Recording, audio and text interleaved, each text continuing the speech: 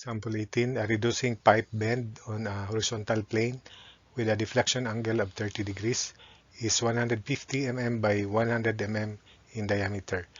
Oil with a specific gravity of 0.86 enters at the bigger end with a velocity of 3.2 meters per second and a pressure of 150 kilopascals. So for the first requirement, determine the force required to hold the bend in place. Then second, if the bend and its contents weigh 440 newtons, what minimum volume of concrete of specific gravity 2.4 must be used to embed the bend to hold it in place? Neglect resistance to connection with pipes. Assume further that the coefficient of static friction between the concrete and the ground is 0.5. So this is the figure to help analyze the situation. Remember, this is top view and the bend is on the horizontal plane. So points 1 and 2 lie on the same plane. So equation, summation forces along x equals q rho quantity v2x minus v1x. Remember the equation.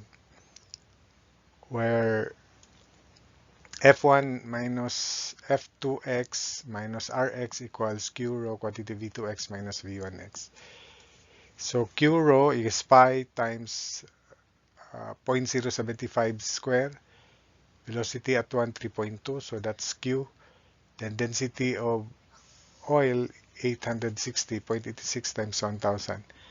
So Q rho is 48.63 kilogram per second. Then by continuity, 150 square times 3.2 equals 100 square times V2. So V2 is 7.2 meters per second. Then we write energy equation between 1 and 2, neglecting losses. By the way, F1 is pressure times area 1, 2.651 kilonewtons or 2651 newtons. So to solve for pressure at 2, we write energy equation between points 1 and 2, neglecting losses.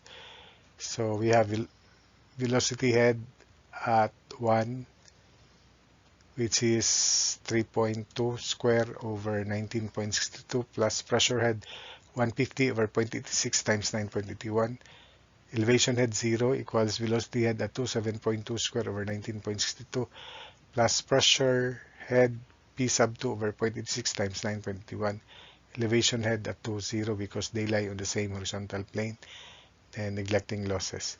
From here we can compute pressure at point 2, which is equal to 132.1 kilopascals. So we can now compute F2, 132.1 times area pi 0.05 meter square. So it times 1000 to convert it to newtons, 1037.5 newtons. Because the right side is in newtons if we do not divide 1000. Substitute into this equation, 2651 minus 1037.5 cosine of 30, that's F2x, minus Rx equals Q rho 48.63 quantity V2x 7.2 cosine 30 minus V1x 3.2 velocity here. So Rx can now be computed, 1605 newtons, and it is leftward. Likewise, summation forces y equals Q rho quantity V2y minus V1y.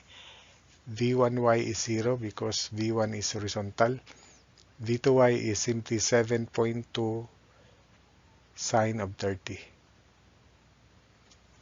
So Ry minus F2y rather equals Q rho quantity V2y minus V1y.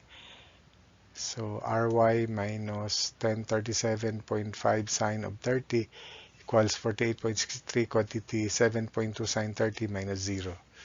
So we can now solve Ry. Ry is 693.8 newtons. Then the resultant force is up to the left.